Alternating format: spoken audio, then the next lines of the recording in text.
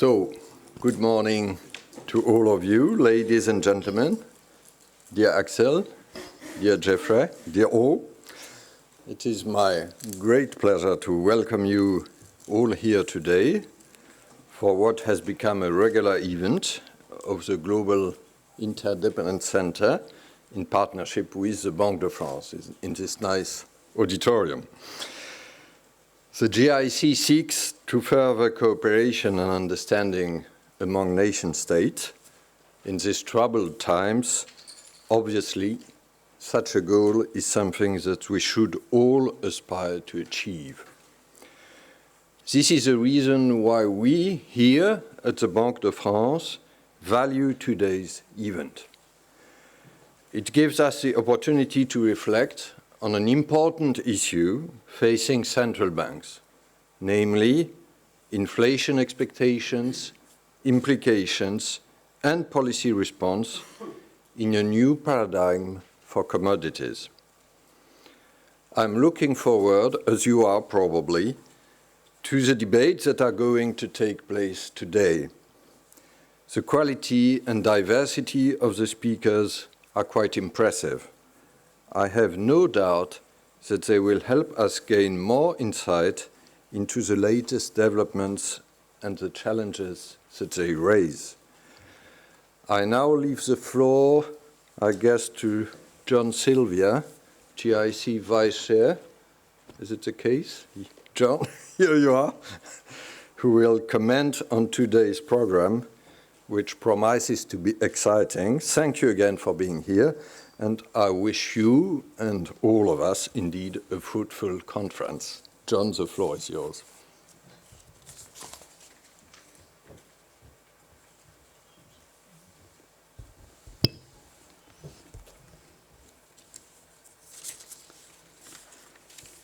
Thank you very much, Governor. So certainly, this is an opportune time to bring together public and private sector decision makers. I think we have all witnessed in the last few weeks unexpected monetary policy moves in both the Euro and US markets, as well as a reset of growth and inflation expectations. I think today there are three questions that we will address. One, what exactly is the mix of zero or negative interest rates and quantitative easing policies going forward? Second, what are the goals that can be achieved by such policies? Is 2% inflation realistic? What about growth and bank lending in the economies? And then finally, how effective can such policies be given the mix of fiscal policy and regulatory policies associated with that monetary policy? What are the possible unintended consequences of such a policy mix?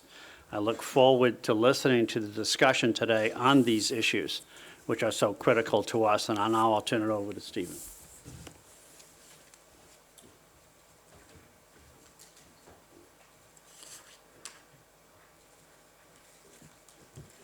Thank you, John, and good morning, everybody. It's my privilege to be the moderator for this session, and I will be extremely brief and leave the time to the Governor and to President Lacker. In 2016, the inflation dynamic may be very different from something that we've experienced any time in the past. If you go back to an earlier generation when I first started my career, we believed that there was a long-term relationship between the growth in the money supply and the ultimate rate of inflation. But we were in search of something else. We were in search of a short-term relationship between money supply growth and inflation. And then toward the end of the 1970s and into the early 1980s, we thought we had found it. We thought that you could come up with econometric evidence that there was indeed sort of a distributed lag relationship between growth in the money supply and growth in inflation. And you could do that in a reduced formed way, and you almost had the Holy Grail. And then by the time we got into the 1980s, when the financial markets changed, when financial instruments changed, when money management practices changed, it fell apart. And we went through different eras in different parts of the world where we saw hyperinflation in some parts of the world while we had low inflation elsewhere. And now we sit here and stand here in 2016 in a world where the dynamic is pretty much talking about not just disinflation, but in many parts of the world, persistent deflation. And we wonder whether or not the mechanics of inflation have changed, whether or not there are structural changes in the economy that may be overriding some cyclical forces, or maybe there's something else going on that has to do with trends in technology and globalization and other forces which make the inflation dynamic very, very different from what we may have studied in school a generation ago. So in that context, I will introduce the governor, who you've already met, and Jeffrey Lacker, who is the president of the Federal Reserve Bank of Richmond. And our expectation is that by the time this session ends, you will have a better grip of how central bankers are viewing the situation around the world with inflation. We will take your questions at the end of the second presentation, which will be President Lacker's. So I wish you an informative session, and I hope that you'll have plenty of questions at its end. Thank you.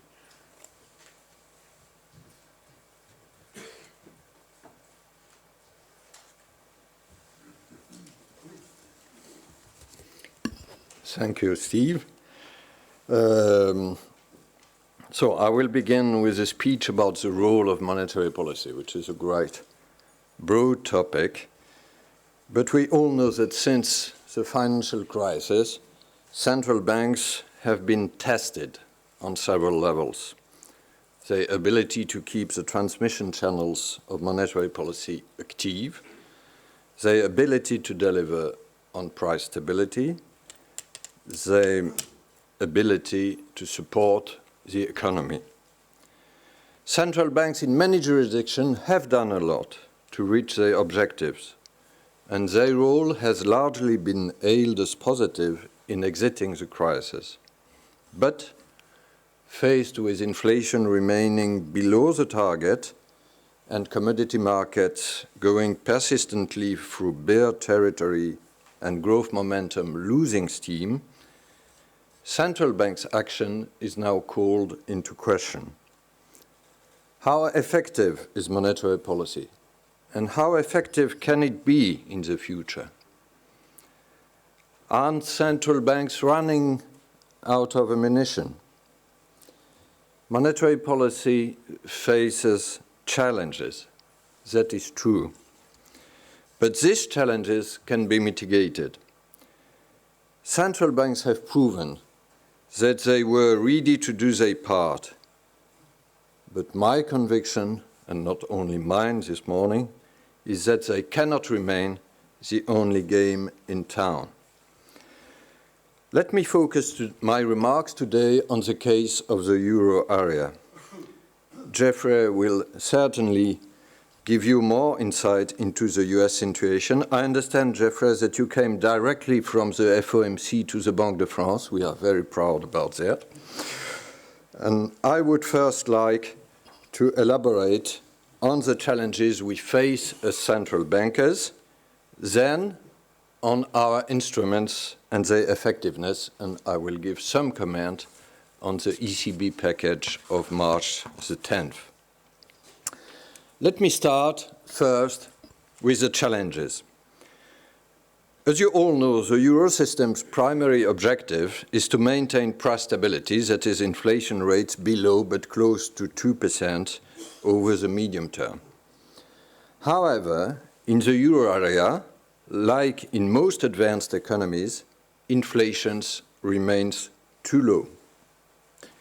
Despite the historically low interest rates, the harmonized index of consumer prices, the full blue line, indeed returned to negative territory, standing at minus 0.2% in February, and underlying inflation, the dotted line, excluding energy as food, is only plus 0.7%.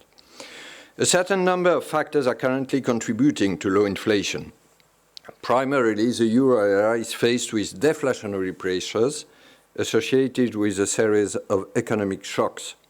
Firstly, the fall in oil prices, here the green line, as well as the overall decline in commodity prices. Secondly, the slowdown in growth in emerging economies, and chiefly China. And lastly, inadequate growth in the euro area with persistently high unemployment, which curbs wage rises and weakens demand and price growth. These are the cyclical factors, but there are moreover structural factors, such as the aging population, which are also likely to exert downward pressure on the natural or Wickselian interest rate. This rate can be defined as the interest rate consistent with the full employment of the factors of production. In this case, in order to achieve the right balance between savings and investment, and we know we have a surplus of savings in the Eurozone, market rates must come down too. In normal times, central banks cut their key rates, and this passes through to the yield curve. However, in order to deal with the financial crisis, the ECB, like other central banks, have brought their key interest rates to very low levels, around zero. This means that our traditional monetary policy have to be supplemented by other instruments known as non-standard instruments. I will obviously return to this point later. What is more, with regard to the challenges we currently face, is that this very low inflation creates the risk of an unanchoring of expectations, which would make it harder for us to achieve our 2% target again in the midterm. Indeed, if inflation stayed too low for too long, economic agents may revise downwards their inflation expectations, which would create second-round effects. Lower inflation expectations influence economic agents' price and wage-setting behavior, which in turn keeps inflation low. It can even raise the risk of deflation, defined as a cumulative process of falling prices, including those of assets, or even wages and production, as the world economy experienced in the years 30s of the last century, or Japan partially underwent in the 90s. Let me be clear. Such deflationary dynamics are not at play today. But this risk is the reason why our inflation target is symmetrical. We consider too low inflation to be just as costly as too high inflation. And therefore, it is more risky for central banks to act too late than too early.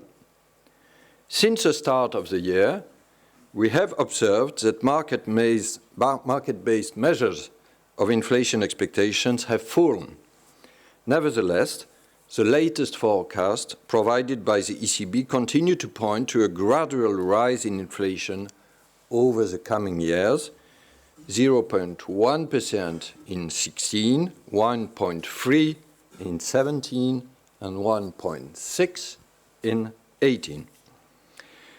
Some argue then that these challenges mean that the Eurosystem can no longer achieve its price stability mandate.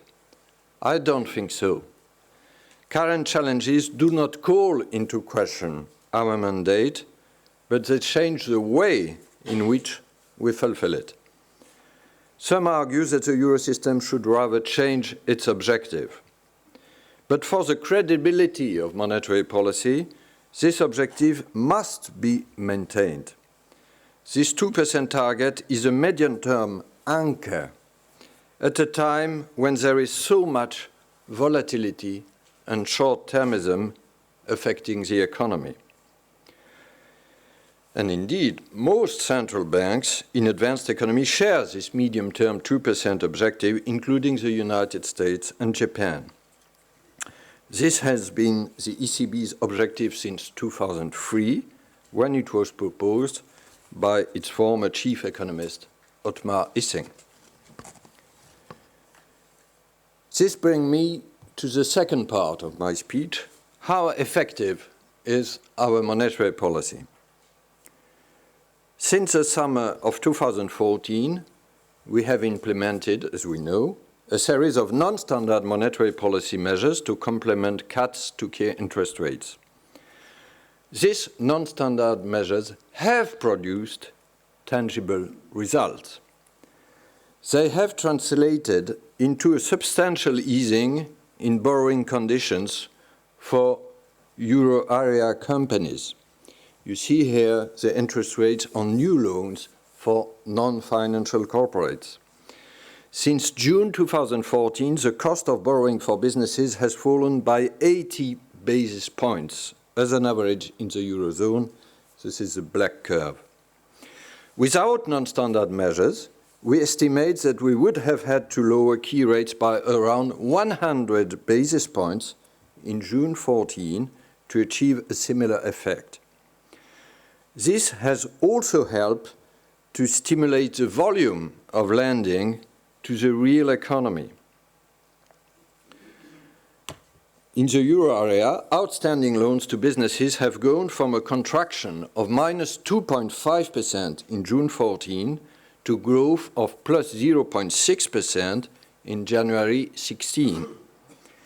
The impact is even more marked in France. This is the blue line at the top, where outstanding business lending grew by 4.8% year-on-year in the first month of 2016, the highest pace of growth in the euro area, and what is more, with the lowest rates of interest.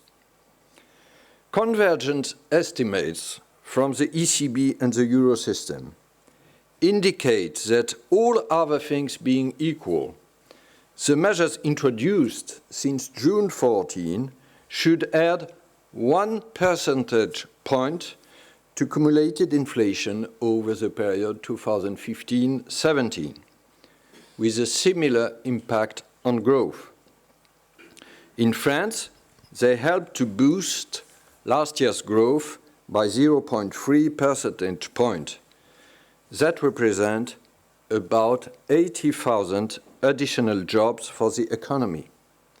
Although, we know it, only structural reforms can generate lasting gains for a country's growth and employment.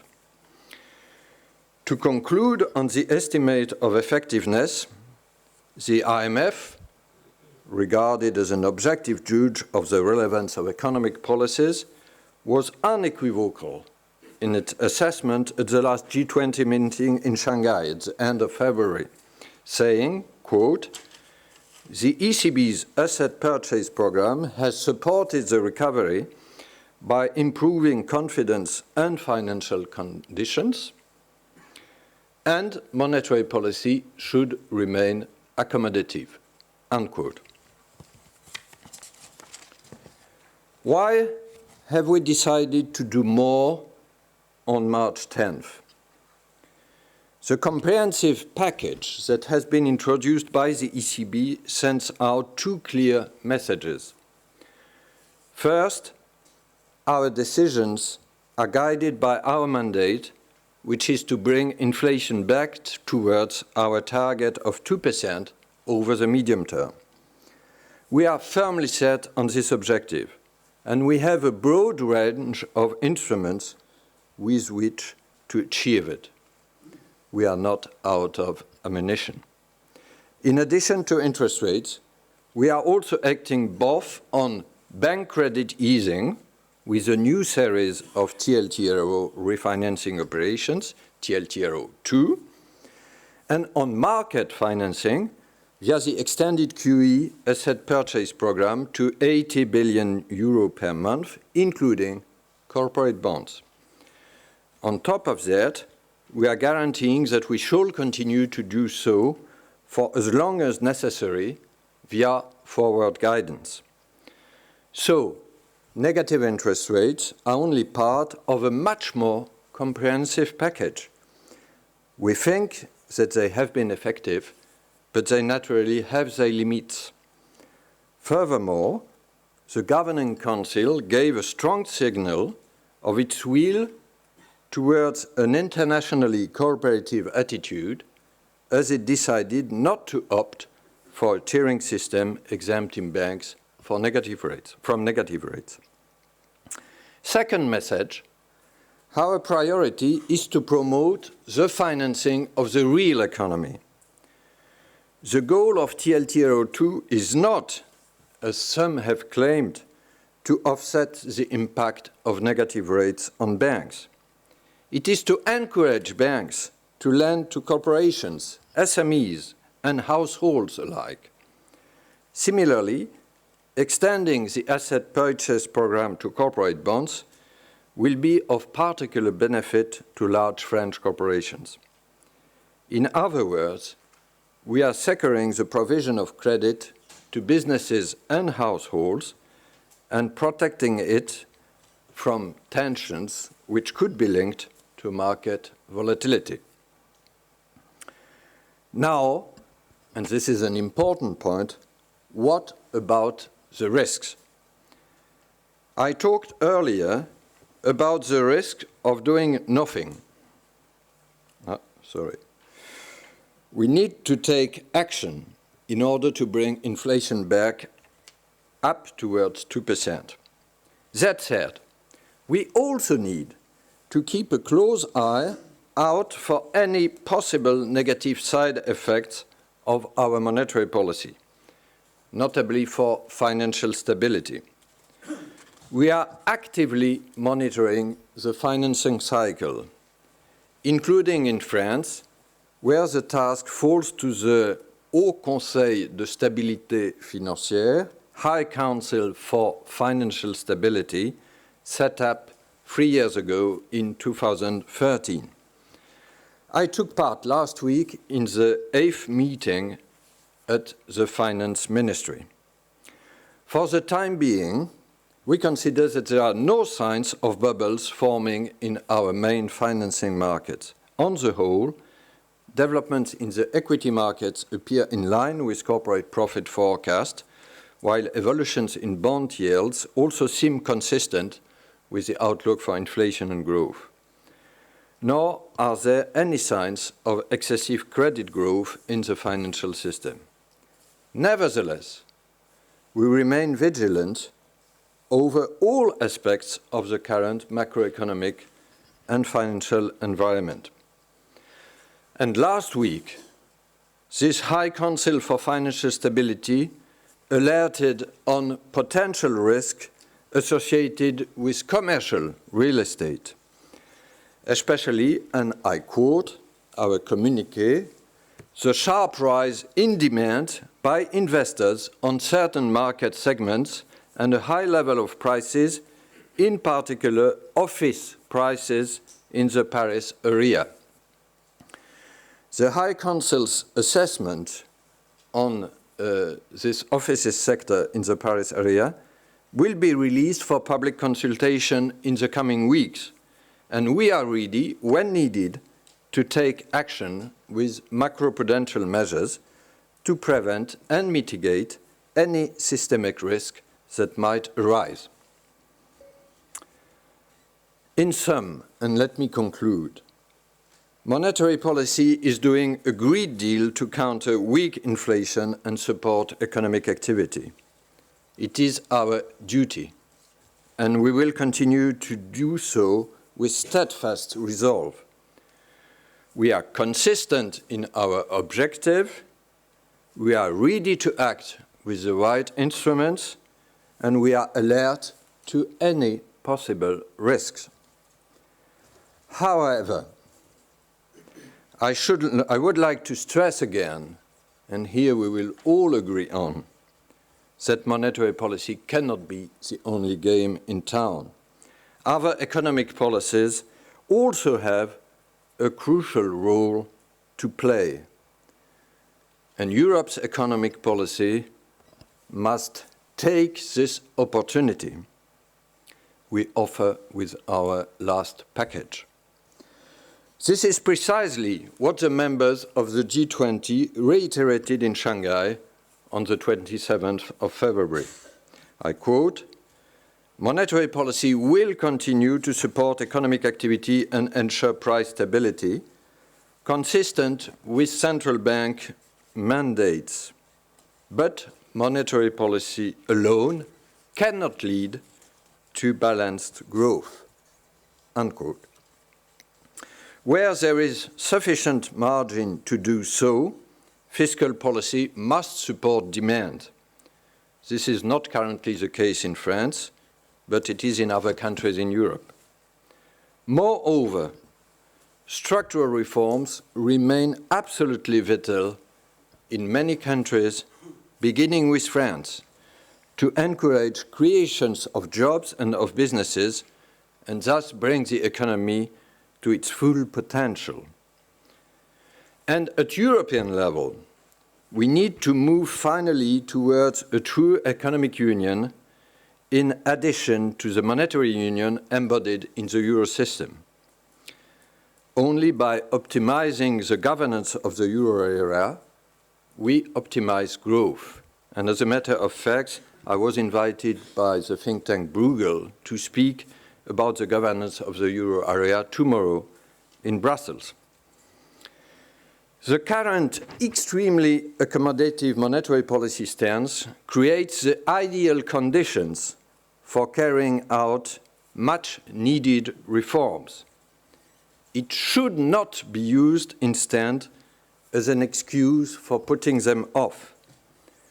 Europe and France urgently need to make the most of this opportunity right now. Thank you for your attention.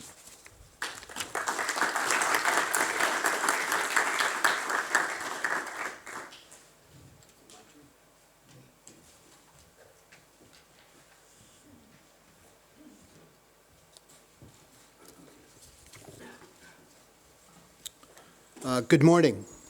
Thank you for the invitation to speak. I want to thank the Global Interdependence Center and the Banque de France for sponsoring this excellent event and for inviting me to participate. What I'd like to do is to discuss with you today the outlook for inflation in the United States, and in particular, how that outlook is informed by measures of inflation expectations. I am hoping I can do so successfully without the use of slides. Before I begin, however, I must note that the views I'll express are my own and not necessarily those of my colleagues in the Federal Reserve System, our standard United States Central Bank disclaimer. In the United States, inflation has been running persistently below the 2% target established by the Federal Open Market Committee, but inflation measures have been rising of late. The rate of change in the price index for personal consumption expenditures, this is the methodologically best measure of inflation in the United States, over the 12 months ending in January was 1.3%, and that's the highest rate of change in that measure in over 15 months. The last time this measure was at or above 2%, however, was in April of 2012. As is the case with any single month's numbers, there may have been some special factors at play in January. Nonetheless, the January numbers were firmer than expected. I'd say as well that they're broad-based, indicated the broad-based pickup in inflation, and these are firmer than we've been accustomed to seeing in the last couple of years. Now, despite these low recent inflation readings, FOMC participants generally expect that inflation will rise back to 2% over the medium term. And that was noted most recently in our most recent monetary policy report to Congress, prepared by the Board of Governors, and it was also indicated most recently in the summary of economic projections released after the Federal Open Market Committee meeting last week.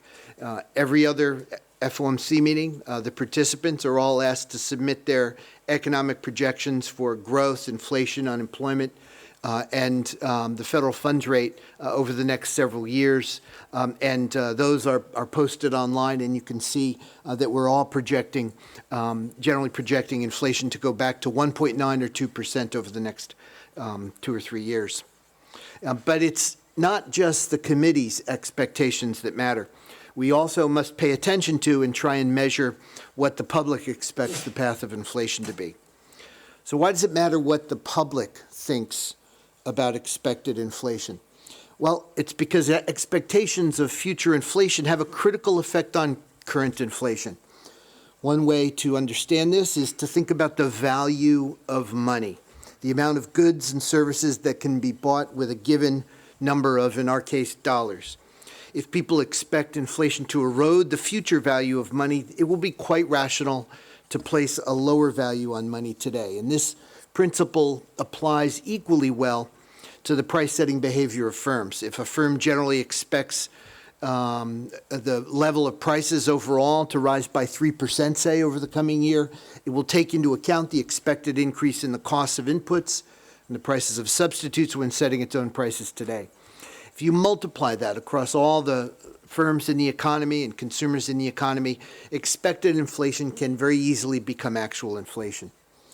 Now, in the short run, temporary shocks such as changes in energy prices or exchange rates can cause inflation to rise or fall for a time. But well-anchored expectations will tend to draw inflation back as these shocks dissipate. Keeping expectations anchored is one reason the FOMC clearly communicates its intentions. And it does this via a statement on longer-run goals and monetary policy strategy. This was first released in January of 2012, and it's the statement that first articulated formally and in public our goal for a 2% inflation. And it's reaffirmed annually at every January meeting. After all, expectations regarding future inflation are really expectations about the future conduct of monetary policy. Economists and policymakers have not always recognized the importance of expectations. This was a lesson learned at great cost during the 1960s and 1970s, during a period known as the Great Inflation. Core PCE inflation, personal consumption expenditure inflation, core, stripping out food and energy prices, core inflation in the United States increased from around 1.5% in the mid-1960s to more than 10% in the mid-1970s. It decreased somewhat later in the decade, but then rose to nearly 10% again in 1980. Today, the Great Inflation is widely understood to have been the result of poor monetary policy. And perhaps the greatest mistake on the part of policymakers was that they took inflation expectations as given. In the standard policy framework of the time, this suggested that there was a simple trade-off between a permanently lower unemployment rate and a higher steady-state inflation rate. But pioneering work, independently conducted by economists and eventual Nobel laureates Milton Friedman and Edmund Phelps, suggested that, in fact, this trade-off would only be true in the short term. In the longer term, this trade-off would evaporate. Over time, people would come to expect higher inflation, and unemployment would return to its natural rate, leaving behind persistently higher inflation. The so-called stagflation of the 1970s, when both inflation and unemployment rose, confirmed those predictions by Friedman and Phelps, which they made in the late 1960s. Paul Volcker became chair of the FOMC in 1979, and the pivotal challenge the committee faced in bringing down inflation was the Fed's imperfect credibility. That is, the fact that the public expected high inflation to continue. But the Volcker FOMC soon proved that the Fed was committed to bringing inflation under control, even in the face of public outrage about high interest rates and a severe recession. By the end of 1982, inflation was back under 5%. Since the Volcker era, monetary policymakers have worked hard to maintain the credibility the Fed established during that time. In the spring of 1994, for example, despite the fact that economic conditions remained relatively weak following the recession of 1990 to 1991, the FOMC under Chairman Greenspan surprised markets and began raising its target for the federal funds rate before seeing signs of incipient inflation pressures. While this generated some volatility in bond markets for a time, core inflation fell to about 2% and remained there until 2008. The fact In fact, the stability of inflation around 2% over that time period from early 1990s to 2008 led many people to believe that the Fed had an implicit inflation target. And in 2012, as I said, the committee formally announced a goal of 2% inflation, and it's reaffirmed that target every year since. After rising in early 2008, the inflation rate began to decline sharply in the second half of that year. Given the severity of the accompanying contraction in economic activity, many observers were concerned about the possibility of sustained deflation. Year-over-year core inflation did fall to below 1% for 2 months during 2009, but the decline was much smaller and much less persistent than widely used macroeconomic models predicted based on the decline in real activity. One likely explanation for the relative stability of inflation during this time is the stability of the public's expectations about future inflation, a stability that in part must have reflected the Fed's credibility. I just mentioned the stability of the public's expectation about inflation, but how do we find out what people expect about inflation? One way is to ask them. There are several well-respected surveys of expected inflation. 2 surveys of economists, the Livingston Survey and the Survey of Professional Forecasters, are conducted by the Philadelphia Federal Reserve Bank. The Livingston Survey got its start in 1946 when the late Joseph Livingston, then a columnist for the Philadelphia Record, a newspaper, decided to ask economists about their forecasts of economic variables. The Philly Fed took over that survey after Livingston's death in 1989. The Survey of Professional Forecasters was conducted by, at first, the American Statistical Association and the National Bureau of Economic Research, beginning in 1968, and it was transferred to the Philly Fed in 1990. There are also 2 widely cited surveys of consumers that ask about inflation expectations. One conducted by the University of Michigan, started in 1946.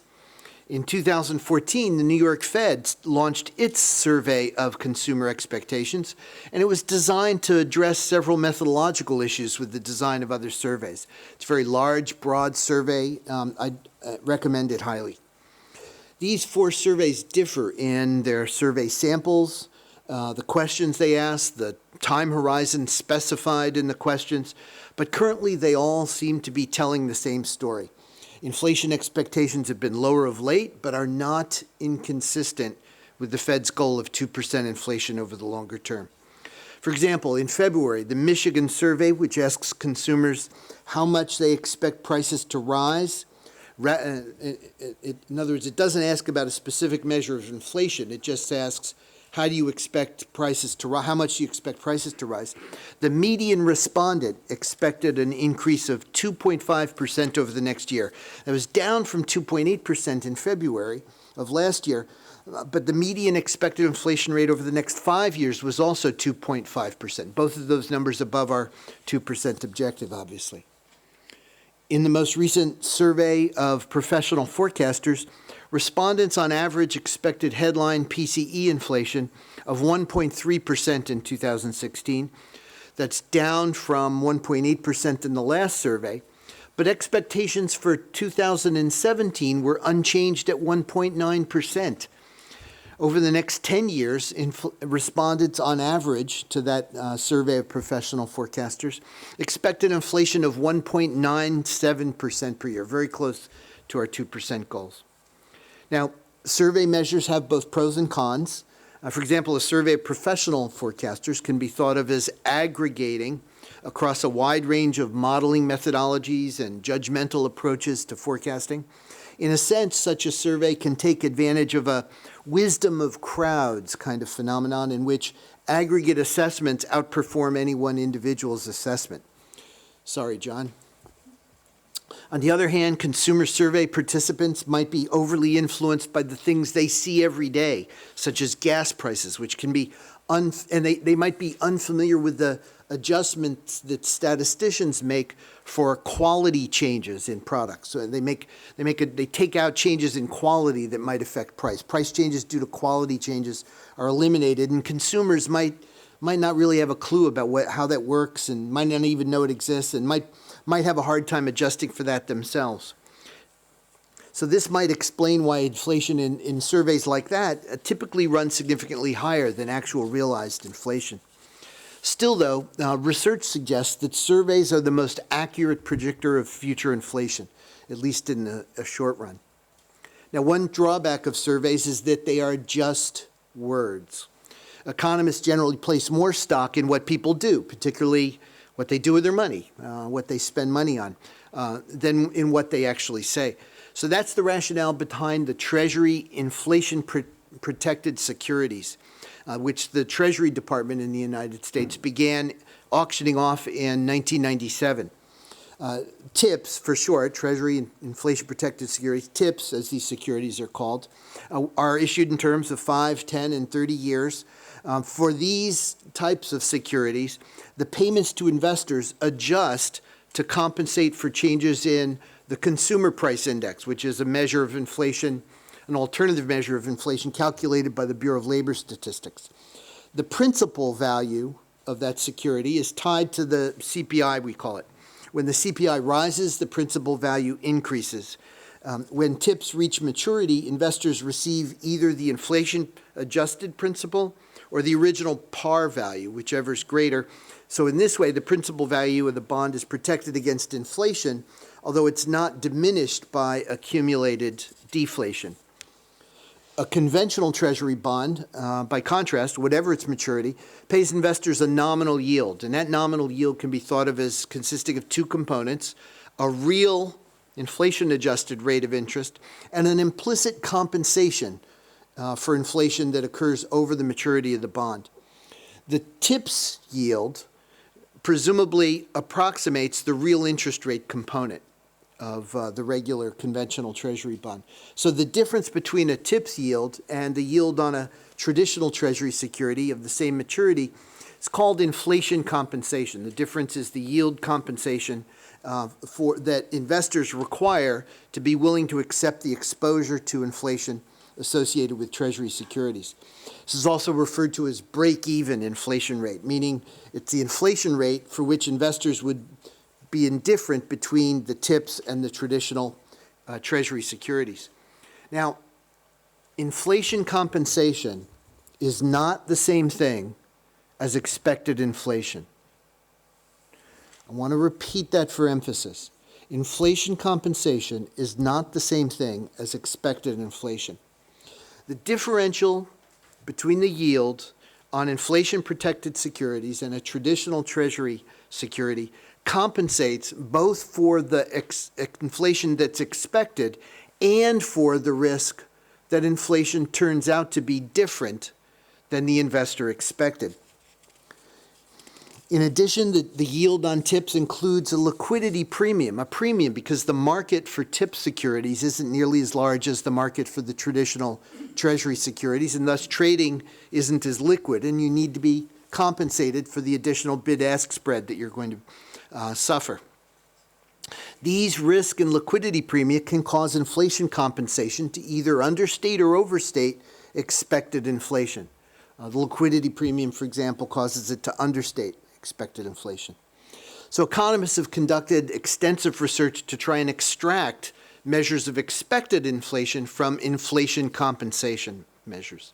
And the general approach is to estimate an asset pricing equation. This is exactly analogous to an asset pricing relationship governing a corporate bond or an equity security or the like, any general asset pricing approach. And their equation estimates a risk premium and a liquidity premium that's embedded in the asset yields. And with those estimates, you can then identify the portion of the spread between indexed bonds and nominal bonds that represents expected inflation. Now, it's important to recognize, of course, that the estimate is going to be sensitive to models' assumptions, particularly seemingly innocuous auxiliary assumptions. But with that caveat in mind, you can look at, and there's an array of these models now, what do TIPS-based measures of inflation expectations currently tell us? Well, similar to survey measures, inflation compensation has been lower of late. The 10-year break-even rate in the U.S. fell from around 1.9% in the middle of last year to 1.2% in mid-February, although it's risen since then to nearly 1.6%. But the research I talked about suggests that much of this decline is actually the result of changes in liquidity and risk premia rather than declines in expected inflation. For example, there's a page on the website of the Federal Reserve Bank of Cleveland. They've developed a model that accounts for these premia, and every month after the Consumer Price Index comes out, they update their estimate of 10-year expected inflation. And their most recent estimate is 1.7% as of March 1st, reasonably close to 2%. And that number has been relatively unchanged for the past year. Now, this is an average inflation rate over 10 years. As with the case of survey measures, an estimate over a 10-year horizon places greater weight on expected near-term inflation than on inflation expected a number of years further out. Nearly everyone expects inflation to run below the Fed's 2% target in the near term due to the effects of the recent movements in oil prices and the value of the dollar. So an estimate slightly below 2% for 10 years is not inconsistent with the expectation that inflation will move back to the Fed's target. And in fact, from the Cleveland Fed numbers, you can tease out what the implied expected inflation rate is between 9 and 10 years from now. So 9 years from now, what's the 1-year inflation that's expected to occur that's embedded in asset prices? And right now that number is 1.97%. So to sum up, inflation has been held down recently by two factors, the price of oil and the rising value of the dollar, but neither is likely to depress inflation indefinitely. After the price of oil bottoms out, I would expect to see inflation move significantly higher. And after the value of the dollar ultimately tops out, core inflation should move back towards 2%. And the January number and the upcoming February number, we could be seeing that already.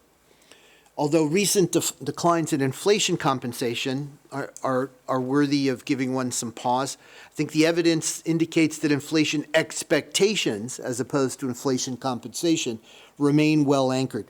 Therefore, I am reasonably confident that barring subsequent shocks, inflation will move back to the FOMC's 2% objective over the medium term, and that very much influences my outlook on FOMC policy. Of course, the FOMC is going to continue to monitor both inflation and inflation expectations very closely, and if necessary, will respond appropriately. Thank you very much for your kind attention.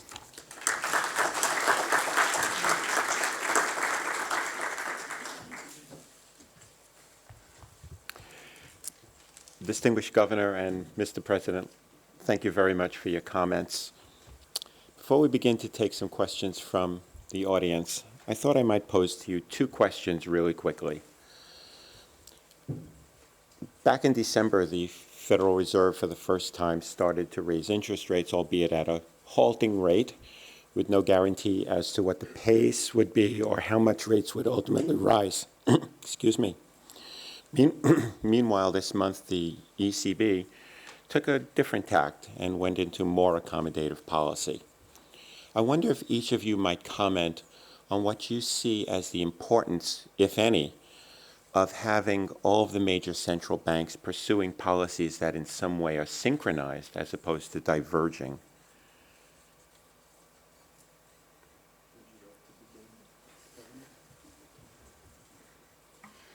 I can start, but I will probably have the same answer as Jeffrey will have.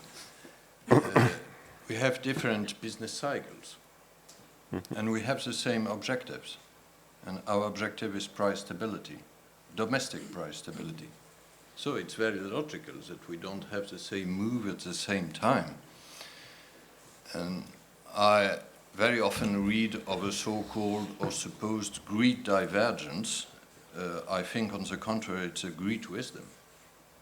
Again, we have the same objective, but as we are not in the same situation, if we applied exactly the same pace, we still have a negative output growth in the economic euro area of a bit more than -2%, -2.3, according to the estimate.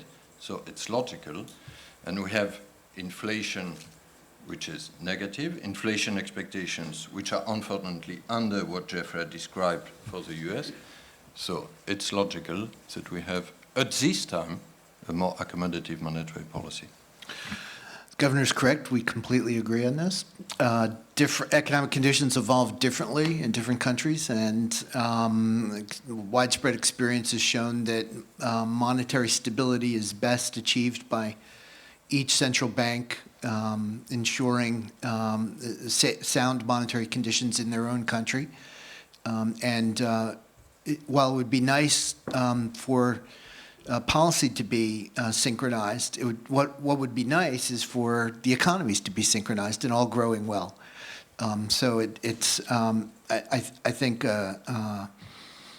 it's been exceptional over the last decade, I think, that policy has been so synchronized. I think if you look historically, there have been abundant episodes of central bank policy moving in different direction, and we shouldn't think of that as unusual or cause for concern. So thank you for that. And I just wonder, to the extent that you can, and I know this is a difficult and an awkward question, so I apologize. Could you take us into your policy room for a moment during your meetings, and to the extent you can, tell us what the arguments were around the table for and against what the policies were that you ultimately adopted on December 16th and March 10th? This is for Jeffrey. Well, thanks for asking about December and not March, because the minutes of the December meeting have been released, and so I wouldn't be divulging state secrets in that case. Well, also March to the extent you can. I might demur. So in December, I think the case for raising rates was clear because the way I think about it is that we have to be concerned that we're maintaining monetary stability. We have to look ahead because even if inflation may have looked soft at the end of last year because of the effects of oil prices and the value of the dollar, those are transitory effects, and we need to look ahead and make sure that we're providing for stable inflation 1, 2, 3 years down the road. And our best benchmarks for judging whether policy is in line with that type of stability is the way our policy instrument has reacted in the past to similar economic conditions. So how has our setting for the funds rate reacted to developments in inflation, unemployment, growth? And there are a number of ways to try and capture that pattern of reaction. Some of these are called Taylor rules or reaction functions. And a central banker is never going to follow them slavishly. They're not going to follow them one for one, or you're not going to turn over your policy to an equation. But still, if you get far out of line with that, you have to ask yourself the question, do you have a good reason for doing that? And so there was a good deal of discussion of the extent to which we were in line with conditions we needed and indicators of where the funds rate needed to be.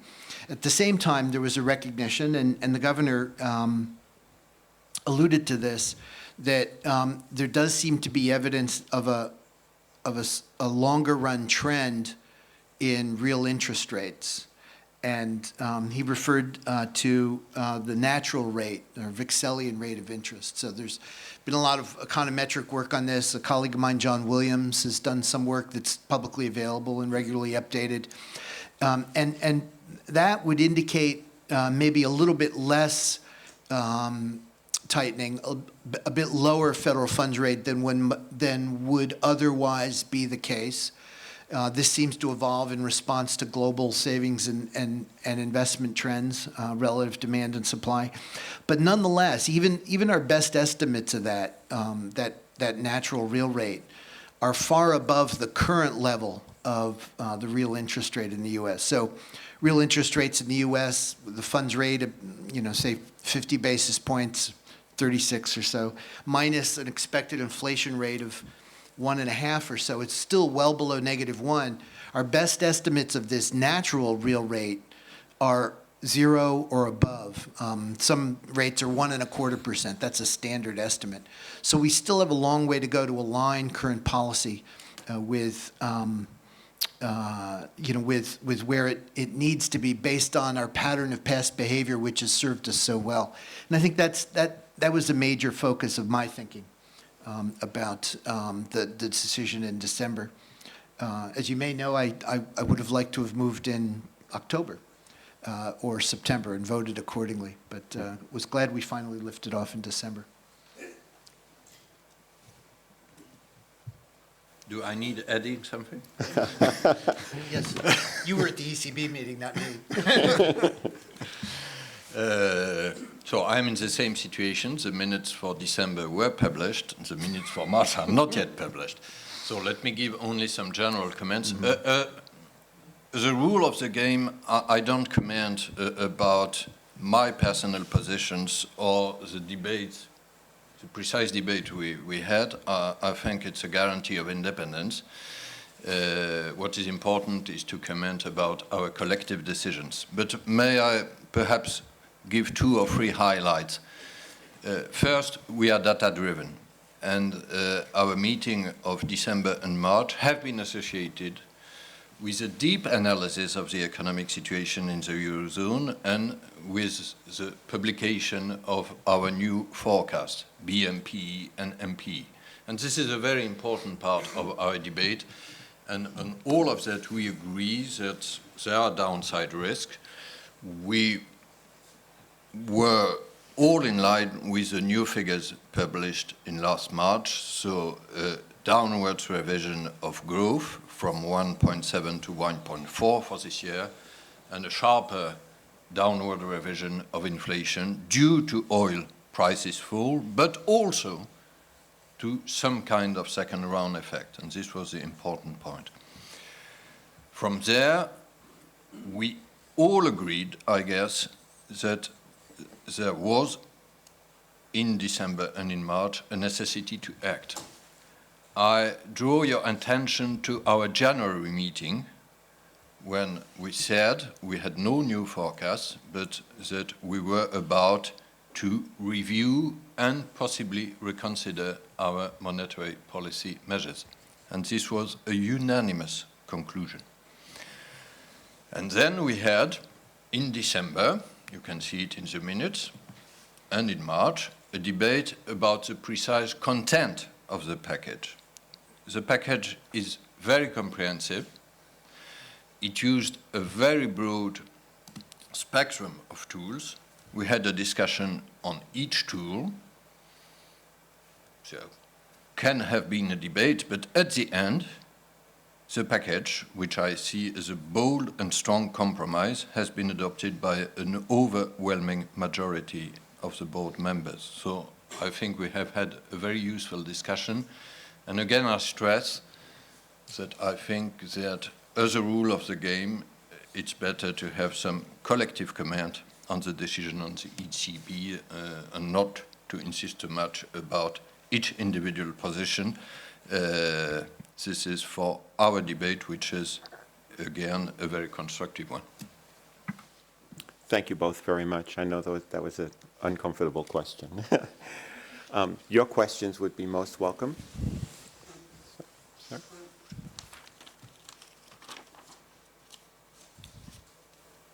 I'm wondering to what degree Governor Villeroy is confident that JETRO 2 will persuade a reluctant banking system to extend credit to the real economy. And I'm wondering if Governor Lacker could explain why the FOMC has not tried that approach. You say who you are, sorry. Yes, Paul Horn, international market economist, formerly of Citigroup.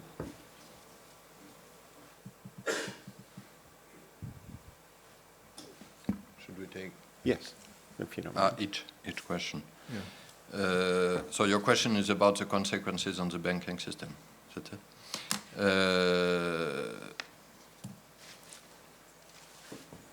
As a rule of the game, monetary policy is not run for the P&L of financial institution. It's run according to our mandate and our price stability objective. There is a quite intense debate about the overall effect of monetary policy on banks. I could be very long, but I will be very short. If you look at the monetary policy in the euro area as a whole, the balance remains positive in our view, globally positive. You can take different measures piece by piece, and then you have different effects. But if you look at TLTRO, for example, it has been favorable for banks. Banks rarely tend speaking about that. So they speak more often about the supposed negative effect of negative rates, let's say. But as a whole, monetary policy didn't hamper banks' profitability. Again, it's not our purpose, and it did not hamper the capacity of banks to lend in Europe. You just saw the figures. So I mentioned in my intervention the debate about a possible two-tier system, and we excluded it. So we prefer to focus on the TLTRO, which is a very strong incentive to lend for banks. And you know about the mechanism. If a volume of outstandings for one bank increases enough, that is to say more than 2.5% in the next 2 years, then you have, this bank has an incentive of the negative, on the interest rates, which can become as negative as the minus 0.4%. But again, it's intended for financing real economy. Last comment, perhaps, is that we have, at least in the euro area, I don't know, Jeffrey, is it the same in the US? We have a need to clarify as quickly as possible the regulatory framework which applies to banks. And I am more sensitive to this issue than to the issue of the precise P&L effect of such and such measures. The transmission channel through banks will be still more efficient if the regulatory rules, including Basel III, MREL, TLAC, etc., is clarified, is completed as quickly as possible. And this is one of our very important commitments in the G20 communique, perhaps not very well noted, but to say that we have to complete the Basel III framework by the end of this year, and I quote, not increasing significantly the overall capital requirements applying to banks. I take, Paul, you to be asking me why the Federal Reserve hasn't undertaken efforts to stimulate lending in targeted sectors. So we actually have. So just take a step back so we're clear on what we're talking about. When a central bank expands its balance sheet, it expands its liabilities. These are monetary assets for the economy. That has certain effects. The traditional way of expanding a balance sheet is for the central bank to buy its own the debt of its own sovereign. So in the U.S., that would be to buy Treasury securities. That way of expanding a balance sheet is a way that does so in a way that's neutral with regard to the sectoral allocation of credit, because it affects, if anything, sovereign yields, which are the risk-free yields within a single country, and other rates of return are going to be priced off of those sovereign yields. We've gone farther than that. We have a large portfolio of mortgage-backed securities. These are issued by Fannie Mae and Freddie Mac, agency-backed mortgage-backed securities. This is an effort to encourage lending, reduce rates of borrowing rates for borrowers in the housing market. So for us to take our portfolio of Treasury securities and sell some and buy MBS, or what we did was buy MBS instead of buying Treasuries, but the thought experiment is the same. It's as if we're issuing Treasuries to the market and investing in MBS. Inevitably, so if that has an effect, that'll reduce the borrowing costs for mortgage borrowers. It must, if it does so, raise borrowing costs for other borrowers. So for a central bank to choose to lower some sectors' borrowing costs, it's inevitably choosing to raise some other sectors' borrowing costs. And I, for one, am not sure that the analytics are at all persuasive that can be a net positive for the economy. That lowering lending rates in one sector can offset the effect of higher lending rates in the other. That may be why we haven't gone further down that road in the United States. I hope so. Kathy? Thank you. My questions revolve around the interrelationship between the monetary policy instrument, whichever one you use, and the financial structure, and the state of the financial structure. So my questions to Governor Villeroy is with regard to the TLTROs. I am concerned, and are you concerned, on the extent to which there has been insufficient deleveraging in the European banking systems, such that you will end up evergreening instead of creating new credit? Secondly, in the same vein, was your choice of expanding to corporate bond purchases a effort to establish or to promote a deeper corporate bond market in an effort to deal with the fact that the banks are hamstrung? And then turning to President Lacker, to what extent is the structure of the financial system compounding the liquidity problems that you mentioned as being a key difference between the break-even inflation at 1.7 versus 1.2? So these are basically interrelationship between monetary policy and financial structure. Sure. Yeah, I think I can be brief. I mean, the nominal bond market in the U.S. is deeper and richer than the TIPS market, and I see that as sort of a natural outcome. It's just sort of a fact. It's based on supply and demand. And I don't think our interest rate policies had much of an effect on that. It's just that it's something you have to take into account as you're interpreting movements in that differential, because it seems pretty clear that as markets move into and out of safe haven instruments like treasuries, they prefer those movements. Those investors seem to prefer nominal over TIPS, the real side, and so it skews the differential temporarily. So some of the movements seem to be, highly correlated with oil prices, for example, or equity prices, or the value of the dollar, more so than you could really explain on the basis of sort of the fundamentals. So that's where this happens. I don't see financial structure in terms of what's been going on in the broker-dealer market, how their regulations have been changed, as having a very strong impact on that. I think that there are a number of other participants in those markets that can do just as good a job at evening out bid-ask spreads.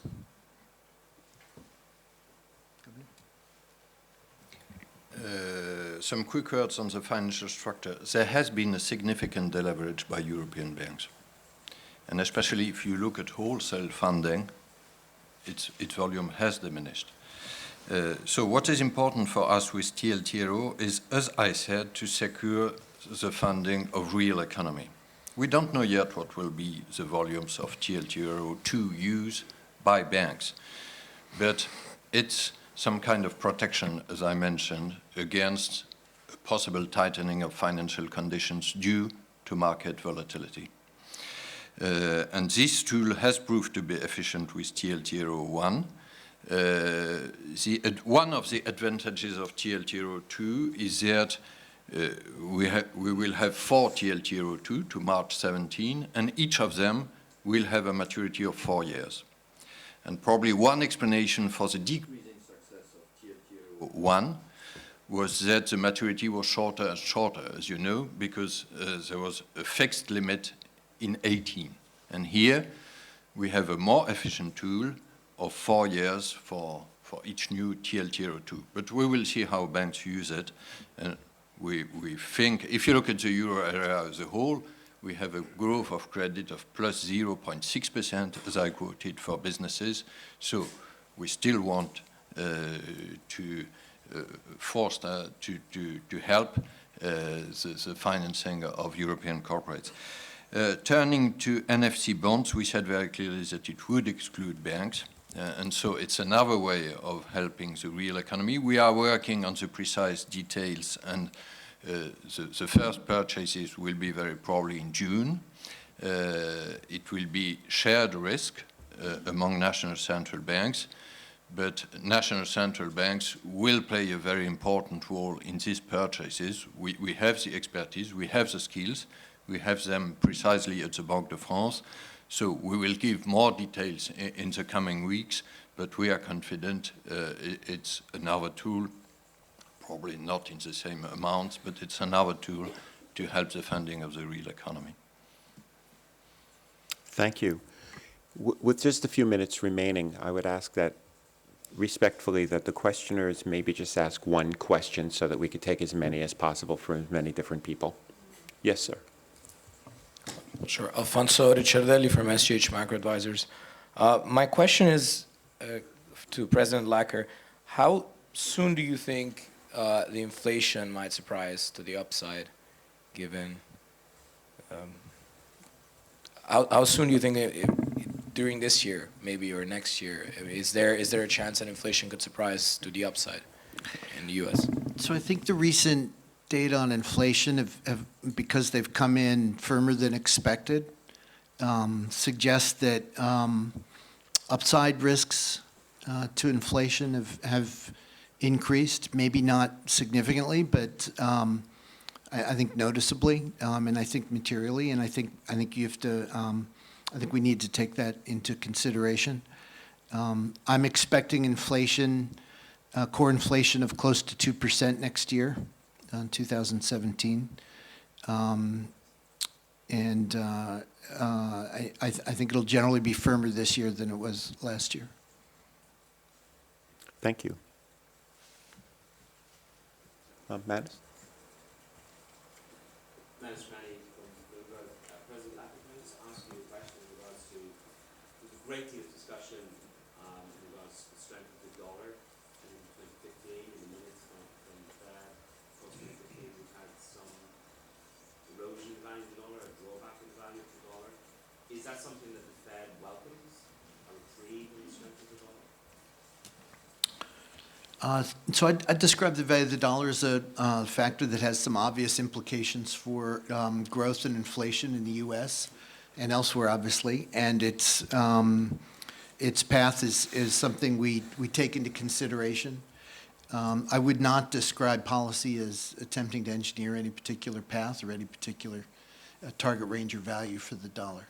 We conduct policy to assure monetary stability in the United States, to meet our domestic inflation mandate, and the value of the dollar shakes out of the equilibrium in foreign exchange markets, trade, investment, capital flows, and the like. Thank you very much. More questions? Sir? From Humanis, you emphasize that you are not out of ammunition and you still have plenty of tools in your monetary box. I'd like to hear your comments, if you can, on the opportunity to do like the Central Bank of Japan is doing, which is to buy equities through ETFs. What's the use of this policy? And either the Fed or the ECB, could they resort to such tools?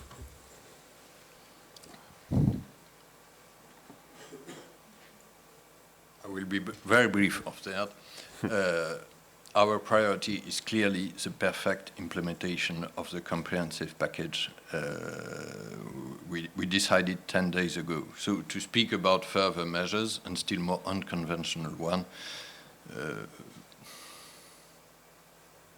is not on the agenda today, at least. For the future, we'll see. But we think that this package is appropriate. And if I may add a comment, I said the importance of data and forecast for us. I think that our forecast of 10 days ago is probably on the safe side for the Eurozone, if you look at growth. And if I look at the last publications we had in recent days about industrial production in Germany and in France, if I look at the INSEE forecast for Q1 and Q2 growth, expected at 0.4% for each quarter, probably our forecasts are on the safe side. Speaking for the U.S. situation, I can't speak for the situation of another central bank, but speaking for the U.S. situation, I think us buying equities would be a terrible idea. I think we should avoid it at all costs. I don't even think we're allowed to do it, and I don't think we should be allowed to do it. For all the reasons I discussed when I discussed buying agency mortgage-backed securities, they all apply in this case too. Thank you. The gentleman in front. Yes, Jean-Philippe Dorp, POFIAM. You described the benefit of the central bank measures that has been taken, and we all agree on this benefits. However, we see some side effects on the credit market, for instance. One of these effects is, for instance, the shale oil market in the state, where 400 billion has been invested. We are seeing 40 billion of default over the past 12 months.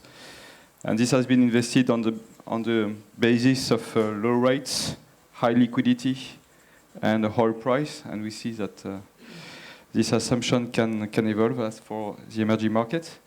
So the question is, what kind of main risk have you identified from the side effects of this monetary policy? And what are the tools which are available for central banks or policymakers to cope with these side effects? The side effects of low interest rates? Yeah, and abundant liquidity. And So central banks only have an instrument or two, and we look at the net effect on monetary conditions and try and get inflation to stay around our goal. To some extent, everything else is side effects, and some are good, some aren't so good. We need to take those into consideration, but at the end of the day, it's about ensuring inflation is stable. There's a lot of talk about reaching for yields, and some people, there's this narrative that somehow that is a distortion in financial markets. If we get the interest rate appropriate to achieving price stability, then it's not clear that anything else is really inefficient on it, in a way that's attributable to policy. I mean, there may be some inefficient things going on in financial markets, but I think that's going to happen whether interest rates are high or low, and we've seen that in the past as well. In closing, may I add a quick word? You very often hear in Europe two questions about monetary policy. First, are you out of ammunition? The answer 10 days ago was very clear. We were not, and we are not, for the future, out of ammunition. And we showed it very clearly with this package. And second question is, do you create side effects and financial risk? But here, it's why I mentioned this Haut Conseil de Stabilité Financière, High Council for Financial Stability. And we monitor closely the financial cycles. If I look at the equity market, what happened since the beginning of the year is the best demonstration that it's not a one-way bet. You can have ups and downs with this monetary policy on the equity market. And we don't see financial bubbles as a whole, but if needed, and I mentioned one sector, which is commercial real estate in the Paris region, we watch very closely, and we are ready to take the other part of our toolbox, which is macroprudential measures. So in closing, I wonder if I might ask one more question to each member of our distinguished panel, and this would just call for a very, very quick answer. To what extent do each of you consider it important to bring the level of interest rates in a real sense up to what might be considered a neutral or more normal level? In other words, what kind of urgency is there to do that?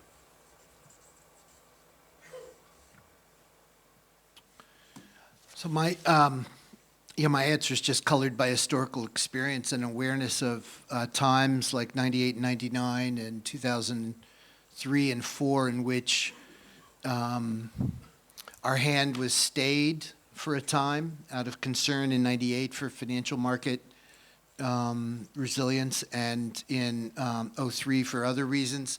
And yet within a very short time period, 6-9 months, the outlook shifted enough that questions arose about us being behind the curve. I think we need to appreciate the potential for that to happen and not leave ourselves flat-footed. Thank you. Very briefly, our target is price stability. Inflation. Interest rates are part of the toolbox. It's not the only one, as we showed, but our objective is price stability and this 2% in the mid-run. Governor Villeroy and President Lacker, thank you very, very much for your comments and for your formal presentation and for your very candid answers in regard to the various questions that we got. Hope you'll please join me in thanking our panel.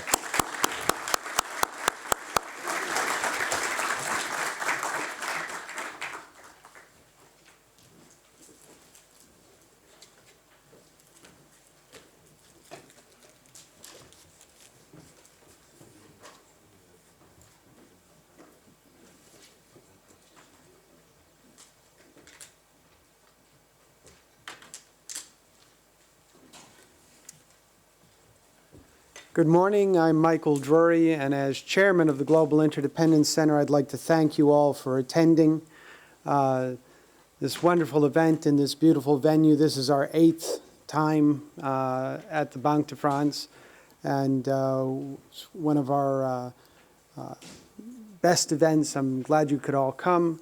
It's always a pleasure to be here to introduce a good friend of GIC, Axel Weber. I say a good friend because he's been here the last couple of years, and he was at the Rocky Mountain Economic Summit last year, which I don't blame him for because it's some of the best fishing in the United States just outside of Jackson Hole. And if that sounds like an ad for GIC, it is. I suggest that you look up our other events. The Rocky Mountain Economic Summit will be held on July 14th this year. www.interdependence.com.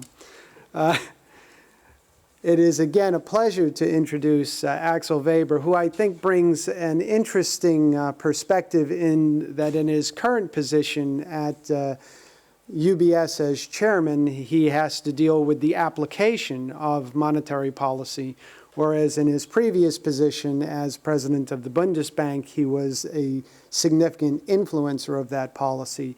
And it's that interaction between, being an influencer to being a utilizer of that I think he brings a perspective that can inform us on where the financial community in Europe and around the world is currently.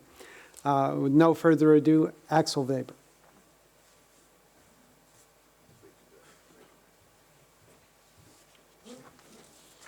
So, Thank you very much for inviting me again to this conference here at the Banque de France, and thank you also for, again, the audience in this great room. And Francois has already welcomed everyone here.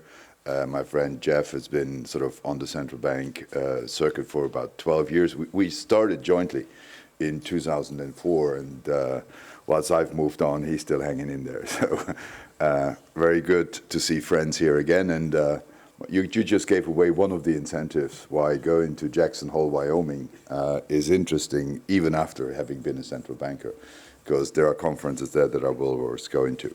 Now, I'd like to do, not going completely into the area that was just talked about. The way I look at monetary policy now, and it is sort of one disclaimer that I do since I'm in the private sector, is I take monetary policy decisions as given. And I take them as an input, in particular, into asset allocations. And we're one of the largest wealth managers and asset managers globally.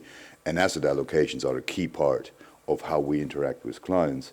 And monetary policy over the last 5-6 years has been, I would say, the input, the key input into asset allocations, because monetary policy was a main driver of markets.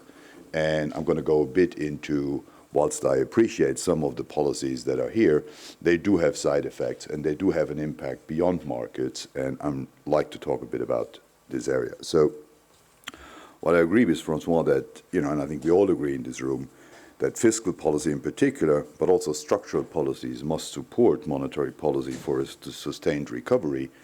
I think not everyone in the policy arena agrees to that, because the central bank term that central banks are the only game in town has been phrased and framed years ago. But I still see a reluctance of policymakers to step up and to continue to contribute in supporting central banks, who largely from the start have portrayed their action as buying time and building bridges. But those efforts of building bridges and buying time must be supported from action from the other side, in particular from fiscal and monetary and structural policies, in order to move to a sustained recovery. So, whilst I've seen the latest projections for the Eurozone, and I do think that they adequately reflect our current thinking of where the economy is going, for reinvigorating growth and for escape velocity in Europe, I'm somewhat more skeptical than the governor that all of the right policies from other parts, fiscal and structural, are in place to support a strong European recovery. And a strong European recovery is also not priced into the projection, so I'll talk a bit about why that might be the case. In my view, I'm a strong believer of marginal decreasing returns, and you can see them everywhere. And so along those lines, I think that the marginal positive benefits of additional monetary easing, which the ECB has just announced, the Bank of Japan has announced, is declining. And at the same time, the longer these policies go on, and we're now into almost 8 years post-crisis, the marginal costs in terms of undesirable side effects of these policies are increasing. And so I think whilst you can always discuss the positive impact monetary policy will have, you have to have a net-net discussion of whether the benefits versus the impact is still well aligned. Concerning the medium-term outlook for the Eurozone, I don't think that policies can, in particular monetary policy, can do much else to help Europe. In fact, it doesn't apply just to the Eurozone. The entire global economy is keeping afloat still by globally ultra-easing monetary policy, which in my view is becoming less and less effective, and the side effects have been accumulating, and the Federal Reserve is the only central bank, major central bank in the global economy, probably the one that is in the most cyclically advanced economy, that is the United States economy, to turn monetary policy around and start moving in the opposite direction. So after tapering, a tightening path, which was usually discussed, is in the making, but tightening is really not happening at any great speed. The Fed has just started liftoff, and it's slowly gaining escape velocity, but the market has all of more priced out additional moves of monetary policies, except maybe for one more move this year, which is a very muted path for what I would call tightening. Now, if you look at where we stand, every time I go to the IMF meetings, and this will happen again in April, these semi-annual meetings I go to, increasingly remind me since 2011 of a film that you might have seen called Groundhog Day.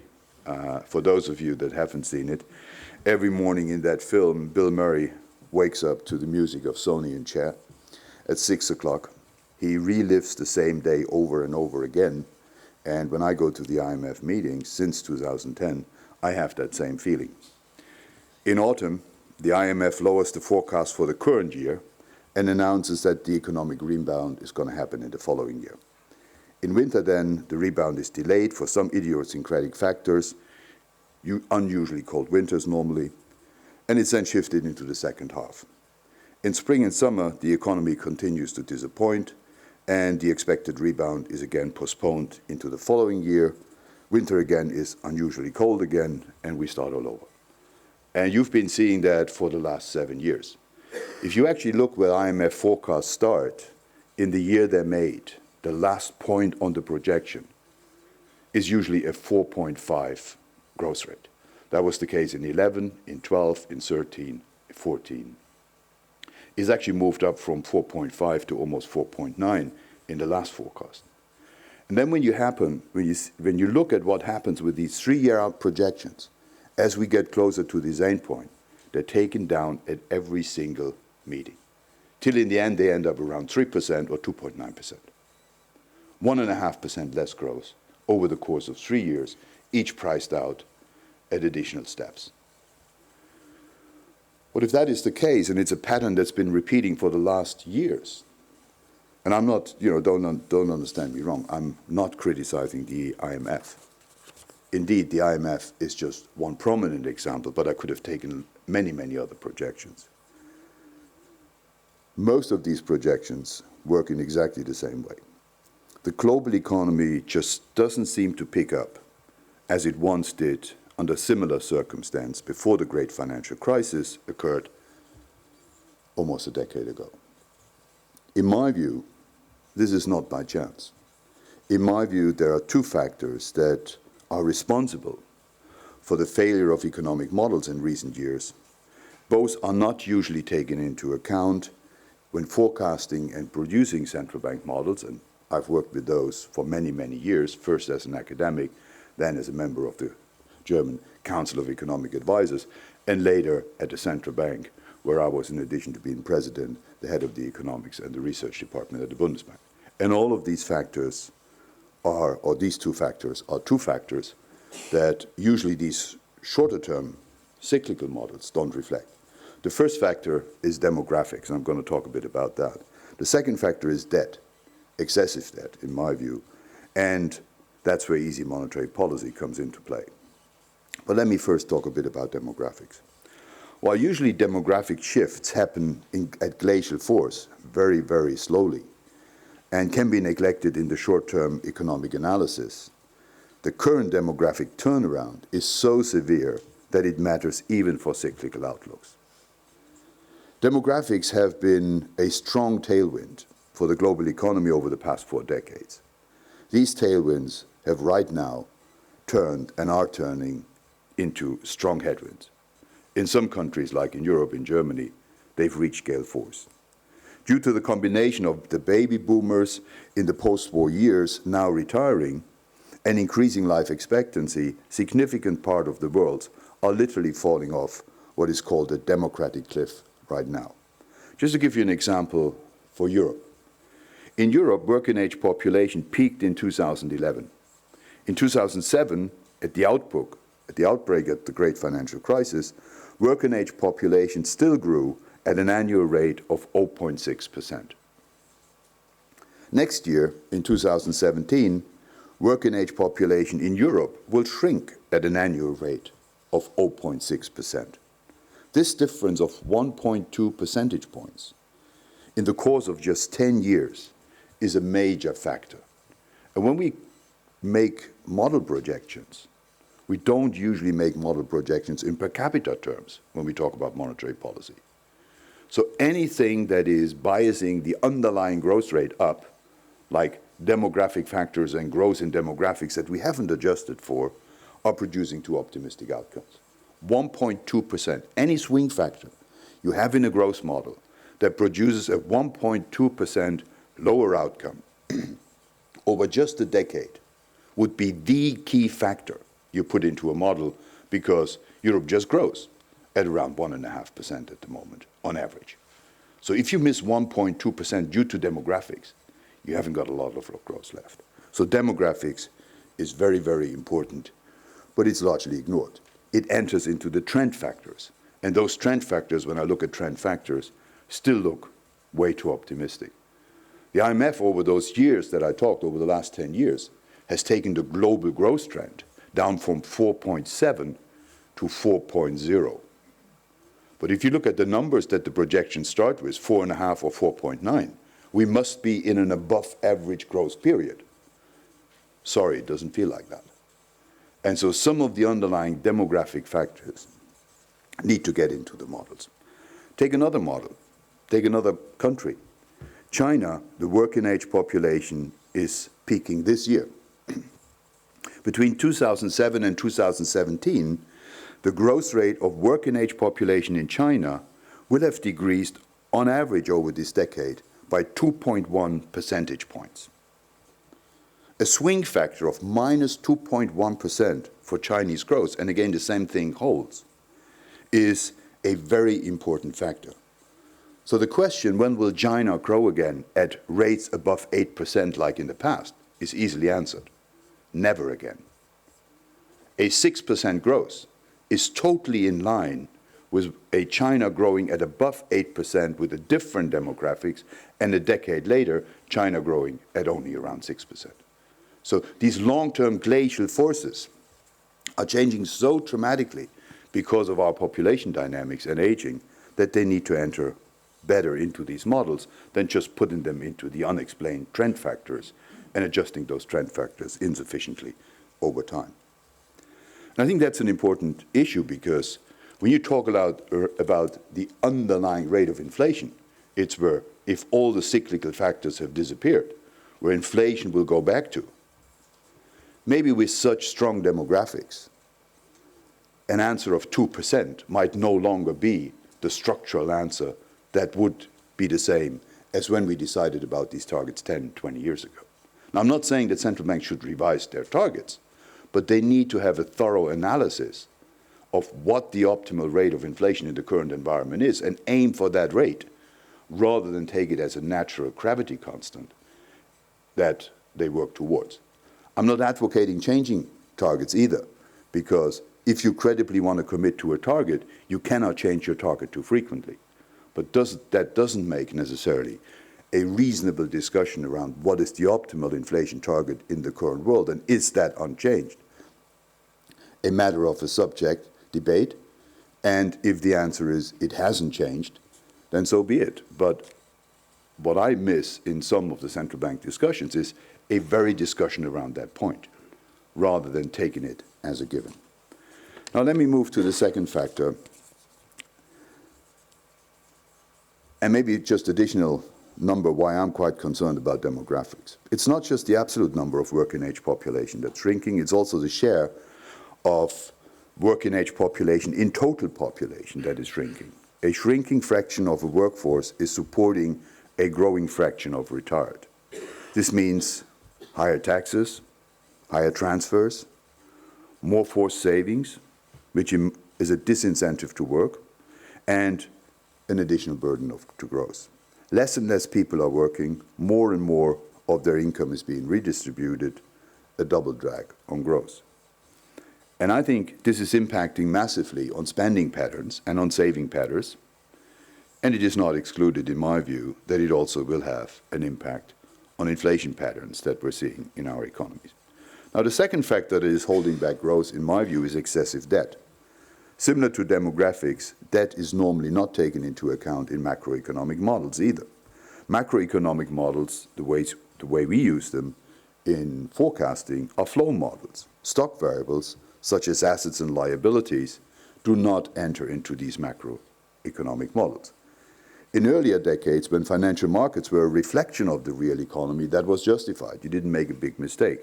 But today, I'm afraid, it is no longer the real economy which is driving financial markets, but it is often the other way around. Financial markets, because of their depths, because of their global outreach, and because of their globality in general, are driving the real economy. A year ago, McKinsey Partners produced a report on global debt. It showed that no deleveraging has occurred. On the contrary, only some areas have delevered. The US financial institutions in general. But the world as a whole has continued to lever up by 17 percentage points over the last 7 years. Instead, if that is the problem, or if that is a problem, you have to look very closely on what role that plays in models. If that is used for productive investments or to smoothen consumptions, I have no objections to such debt because it's optimal within a given model context. However, I suspect that many debtors, in particular governments, have not used these funds to increase investment purposes or to smoothen consumption. They simply have increased their consumption for good.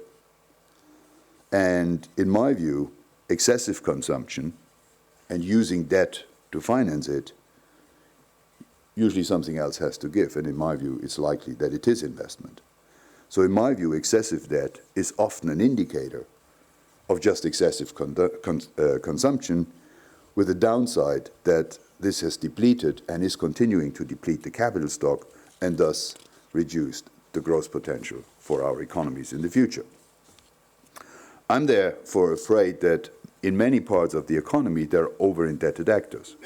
History has shown over and over again that excessive debt is hostile to growth, and that ultimately it leads to problems, such as real estate crisis, banking crisis, or currency crisis, which ultimately could either lead to default in places where there is no own currency, or to inflation where there is a known currency. As long as excessive debt is not disappearing from the system, and as long as current policies are supporting a prolongation of this excessive debt, too many resources are captured in inefficient and legacy structures, and there's not enough resources that can be put to work and to be productive in sustainable structures that generate growth. Let me add maybe a few remarks on what is the new instrument of monetary policy that has been adopted, that is negative interest rates. I'm not a fan of negative interest rates, I must say, and it's not just since I'm in the private sector, and negative interest rates are putting pressure on banks' models. In the US, I think it is very hard, if not impossible, to go to negative interest rates just because of the institutional features of some of the money market funds and the stability issues that would emerge from that. But I more generally look at negative interest rates as being more closely associated with tools of financial repression. They delay the necessary balancing of the economy, in particular in a situation where there is excessive debt. Many debtors, among them government, would face solvency issues under normal conditions, but by subsidizing debtors and driving interest rates into negative territory, central banks are contributing to maintaining the status quo, protecting debtors at the cost of creditors, and delaying the necessary restructurings and write-downs.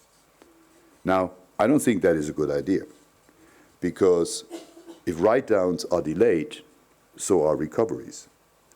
I think a meaningful recovery, in particular in Europe, will not happen before the bad debt is written off. And there's a number of ways you can get out of excessive debt situations. The usual ones we talk about in economics is grow your way out of it. That's not available as an option at the moment. Central banks are trying to reinvigorate growth, but they're less successful in doing that currently. Inflate your way out of it. That's not happening either, because central banks are finding it hard to reinvigorate inflation either at this point in time. There's global output gaps, and more than 80% of our domestic inflation is now driven by global factors, so that's not an easy option as well. And then we're down to the harder options. But I think delaying the write-down of some of these unsustainable debts is not a good choice in the long run. It may help to smoothen the transition, but in the long run, it definitely is not the right choice. Unfortunately, I don't see a big appetite for doing something else and delaying the inevitable, and therefore I don't expect that the global economy, and definitely not the European or the Japanese economy, will be back to sustainable growth. So if I were to summarize, demographics and excessive indebtedness are the main factors that are hampering growth. This will not go away in the foreseeable future. It will continue to prevent a good and healthy economic upturn. And whilst, in my view, we can live with the current low growth environment, it will set a lot of disincentives for going forward. A few words on inflation, just as I end. Given my cautious outlook, I don't expect a pickup of inflation in the short or medium term either. However, I'm still convinced that in the long term, inflation is a monetary phenomenon, and the current course of monetary policies, that is ultra easy, could end up in a surprise when a few years down the road there could be a pickup in inflation again, even in the absence of positive output gaps. Such a return of inflation, which would then be a stagflation period, could pose huge problems, particularly to central banks, because sterilizing or remunerating the large outstanding amounts of liquidity could become very costly, while at the same time, central banks might incur large losses on their assets, on their balance sheets. So the choices are not easy, even if policies are unaltered for some years to come, because I do think that long term, the economy will normalize at some point, and that output gaps will continue to re-emerge. And if the economy picks up some momentum, inflation, which is a remote memory at the moment, could become a more acute problem. Thank you for your attention.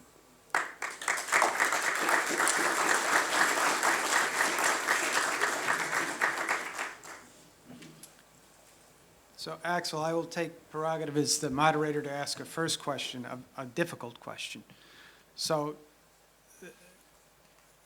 we are in an environment where the fiscal authorities, the regulatory authorities, do not seem to be willing to undertake strong policy measures. And we've also reached a point where monetary policy may have reached the limits of its effectiveness. I think you would agree that negative interest rates and additional quantitative easing are not seen as particularly effective globally, at least. There still may be some room in various sectors, but not as global functions. Does this mean that we are, in a sense, doomed to go through an environment where there is a debt shakeout to have the recognition of viable debts versus non-viable debts before we can progress further? Well, there are a number of policy options that I think can be used. There is a lot of countries that have not lost their fiscal ability to react.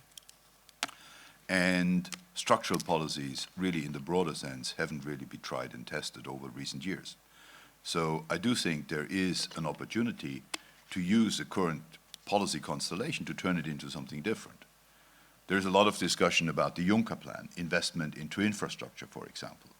I think if you turn a loose monetary policy, which is providing financing, into something that finances growth and investment, rather than financing bad debt and excessive consumption, that is something that is a much better choice. And so I think within the usual policy, and I quite like the example of the Abenomics, monetary policy, expansionary monetary policy can play a role. And I think there is too much discussion in Europe, for example, about, and you keep hearing the debate at the ECB, as if the alternative to the current set of policy choices was to do nothing. That's not the issue. The issue is not do this or do nothing. The issue is do this or do something else.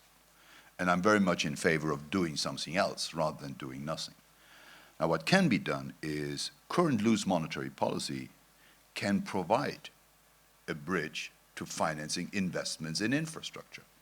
If I'm right that most of what we've seen over the last couple of years has been excessive consumption at the expense of infrastructure investments, reducing consumption and increasing investments could be leading to a very similar domestic policy mix with a much better long-term benefit. So I think Europe needs to focus on that. The one thing that Europe has, and again, it is a massively wasted resource, If I look at countries like Spain, Portugal,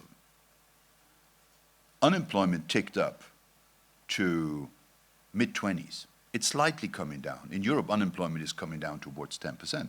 But Europe affords something, ill affords something that is completely beyond me. We afford to have 50% in Spain of the young, most talented outside the workforce. That is a much more negative long-term growth impact that you would have as if you put these people back to work. So you need targeted policies to bring the young back to work. We're talking about a new digital age. We're talking about an industrial revolution 4.0 that is, on our doorsteps. Well, the dividend from that industrial revolution will accrue to the most talented, to the most skilled. And Europe has one thing that many other economies don't have, in my view, to the same degree: a huge amount of skilled people, a huge amount of well-trained people, including the young who are unemployed. Because of its ill-defined structures on the labor market, we're affording something that is unaffordable, and that is not to integrate the young and the talented into our workforce.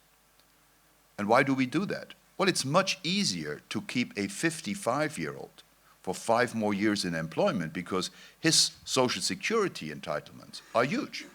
And it's much easier to keep somebody who's never worked and contributed to these systems at a minimal payout outside these systems. But long term, the younger people are what drives innovation and success. So we're affording something in Europe that is a bad constellation of structural rigidities and their impact. The young remain unemployed in an excessive number. We're not focusing on consumption. We're not focusing on investment. We're focusing on consumption. We're delaying structural change because structural change has social side effects. And that's a very bad combination of a policy choice. And it's not obvious. The same monetary policy with a different set of fiscal and structural policies could have totally different impact on our economies. And so if you talk about monetary policy, at the moment it's building bridges. But policymakers have used it to avoid, to some degree, their own action and to support Europe's recovery rather than stepping in and facing their responsibilities. And that's a very bad choice. So just to be very clear, even within the current set of constellations, you can do more. If you look at Abenomics, and I started with that, Abe talks about the first, second, and third arrow. It's typical for policy designers to put structural reforms as the third arrow. You fire the first, that's expansionary monetary policy. You fire the second, that's expansionary fiscal policy, enabled only through expansionary monetary policy. And then you talk about structural reforms. Sorry, folks, it's the other way around. Structural policies have to be the first arrow. It flies slow. It takes time. It has negative impacts.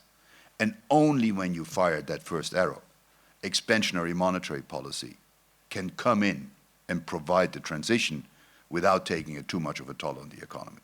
So the typical policy design, betrayed by the very words of the Abenomics, the third arrow is the one that policymakers like to focus on least, but it's the most important one we have. And if Europe doesn't recognize that, there'll be a decade of Japanese-like situation. And I don't really think Europe has done its homework to focus that. The US doesn't have to do that in the same degree. The US has a pretty flexible economy to start with. That's why when European and unemployment levels in the US were at the same level, around 10%, look at where the US is now, back down to 5%, because it had a flexible economy. We don't have that. We moved up to 12 and we're fighting to get back to 10. So if you don't have a flexible economy, your first arrow is even more important because it's the facilitating instrument that allows expansionary monetary and fiscal policy to actually work. If you don't embark on structural reforms first, fiscal and monetary policy stimulus, the same degree, will not have the same impact. So I'm afraid policymakers got it the wrong way around. I invite your questions, and please identify yourselves before you ask the question. One question each, please.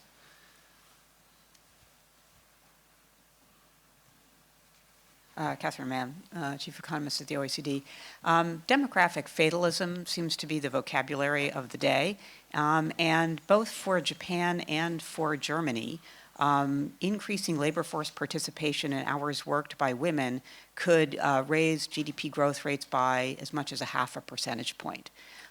So demographics, aging is what it is, but there are policies that stand in the way of not just more effective work by and employment by the youth, which I 100% agree with what you're talking about there, but also by other underutilized, highly educated members of the labor force.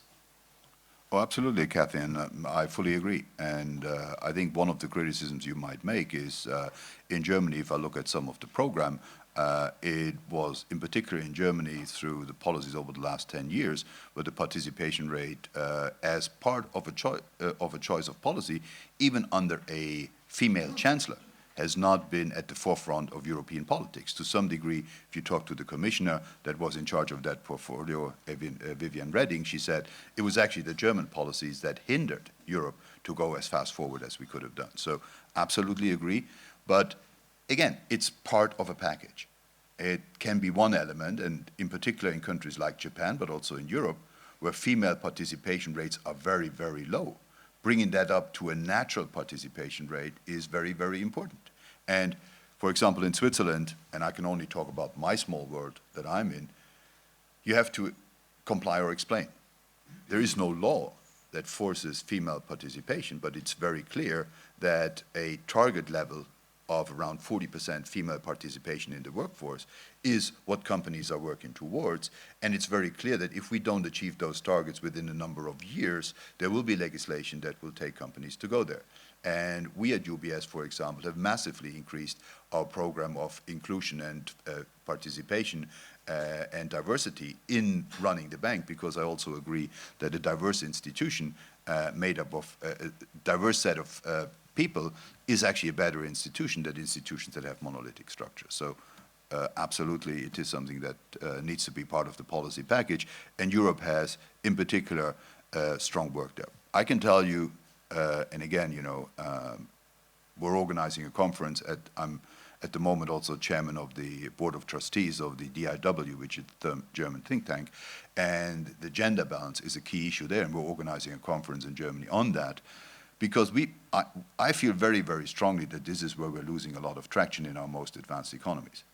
As a former university professor, if you have your graduate school, 50% of your graduates are female participation. And dare I say, they're probably at the better part, many of them at the better part of the grade range. Then you go through PhDs and then to university professor chairs. The number of female participants comes down massively. And it's part of the structures of our societies, and it's part of the inability to foster gender balance that causes that. It's not a natural decline. And so we need to do everything to reverse that course. And I think every corporation has that in their own right to do that.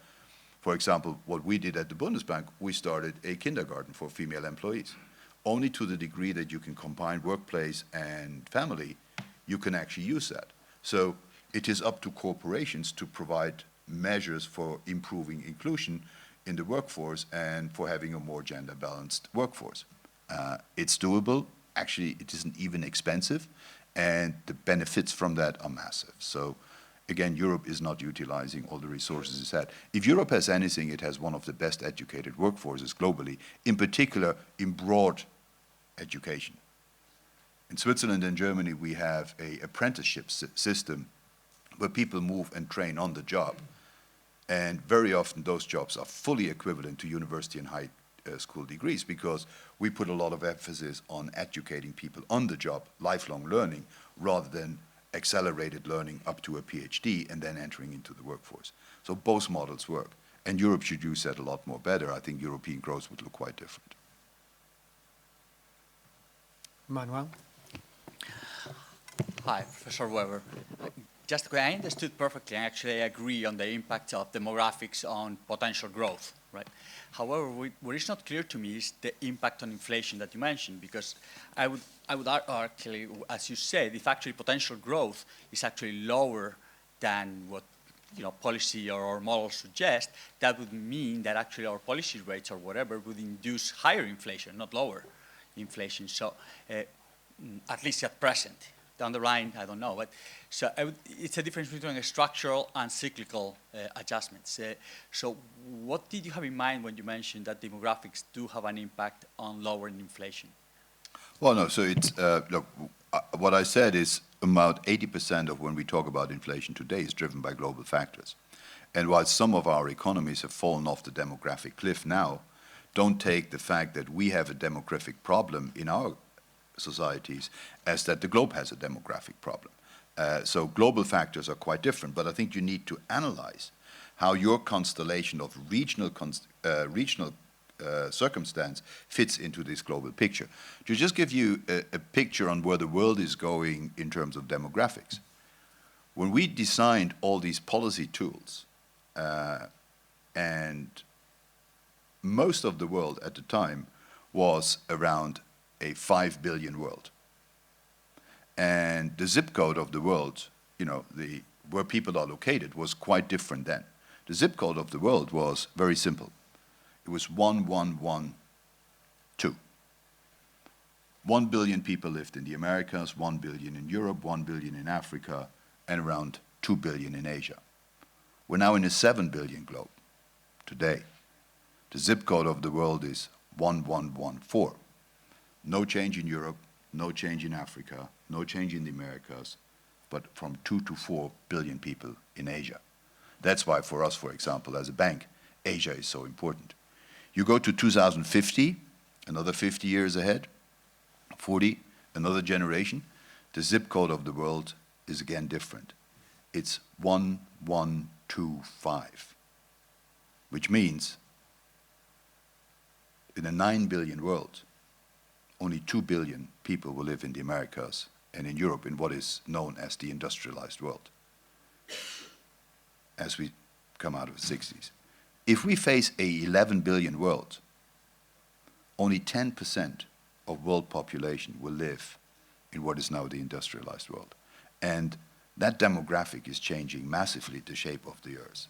And so what matters is your global dynamics and how global output gaps matter relative to local output gaps. So I don't think our inflation is that much impacted anymore in what happens in our constituencies.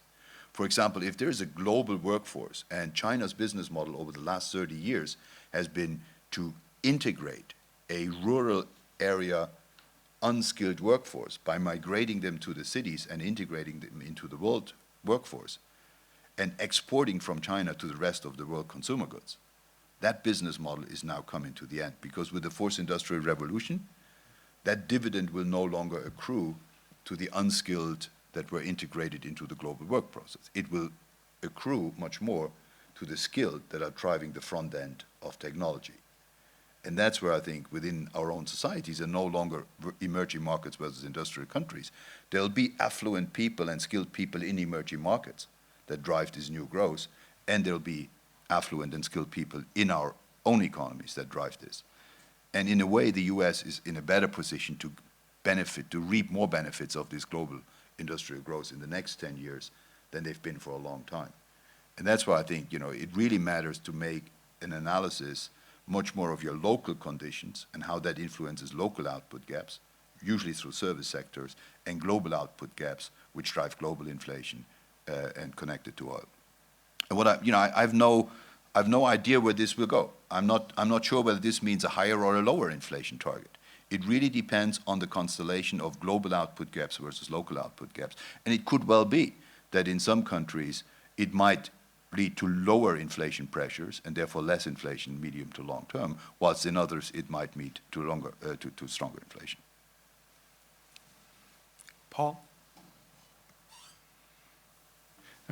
Paul Horn, market economist. I'm interested in two questions. The first is simple. What do you consider an appropriate real interest rate in Europe and the US? The second is there seems to be a conflict between your observations on debt and the role of the US Congress and the German drive for budget balance.